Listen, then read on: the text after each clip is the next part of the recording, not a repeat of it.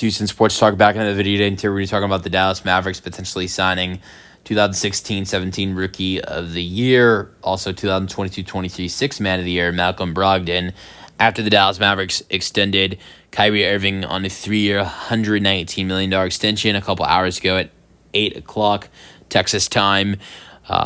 It was reported by Shams Charania a little bit after that the Mavs are looking to sign a point guard with a $5.7 million mid-level exception that was created when they gave Kyrie that extension.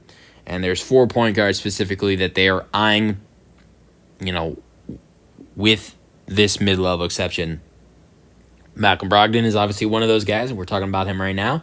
The others are Chris Paul, Dennis Schroeder, and also on that list is, D'Angelo Russell. I'm sorry for that, late, last name right there. So Malcolm Brogdon has history at the starting point guard position. I think the good thing as well is, has experience coming off the bench, because whoever is the starting point guard for the first two and a half months of the season for the Dallas Mavericks, while Kyrie's recovering from the torn ACL he suffered on March 3rd, is eventually going to have to go back to the bench when Kyrie returns. And this is a guy in Brogdon who won Sixth Man of the Year in the 2022-23 season for the Boston Celtics, averaging 15 points per game.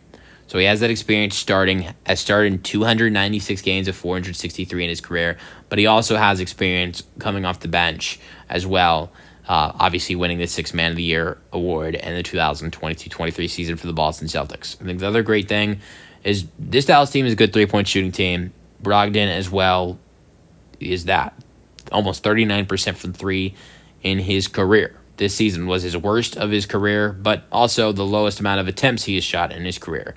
But before this year's awful, almost 29% from three, it was 41% from three in the 2023-24 season and 44% for Boston in the 2022-23 season. The only reason I would say for Dallas that I would not go after Brogdon, this is the only reason. For the Dallas Mavericks, the reason you're bringing in one of these point guards is because, you're bringing them in because you need Kyrie Irving. You need a starter while Kyrie Irving is out for 2 months. And I think while you have a starter for those 2.5 months, you want a guy that you can rely on to stay healthy. And right now, I just don't know if Malcolm Brogdon is that guy. He's coming off a season where he only played 24 games for the Washington Wizards. Some might ask, oh, well, maybe it's because he was playing with such a bad team like the Wizards. That's very well could be true. But I think he would have played a little bit more than 24 games. There were some injuries for Brogdon this year. 2023-24 season. I know it's, again, another example of him playing on a bad team, but only 39 games for Brogdon with the Portland Trailblazers in 2023-24 season. So it's 2 seasons in a row for Brogdon where he has missed more than half the season. 2022-23 season was very good for Brogdon, as I've already mentioned. He won Sixth Man of the Year, and he played 67 games in that year. But then we go to 2021-22 season, his last year in Indiana. It's another year where he misses half the season. Only 36 games played for Brogdon in the 2021-22 season. So, and then, so there's just been a bunch of injuries for Brogdon in his career. And that I don't know if that's something you want when you're going after a guy to be a starter for 2.5 months while Kyrie is hurt. That's not something you want to bring in. I think you could rely on more of, look at some of the other guys that are out there. Chris Paul just played all 82 games this season at the age of almost 40 years old. And then you look at D'Angelo Russell. I think you can rely on him to stay healthy. Dennis Schroeder, I think you could rely on him to stay healthy as well.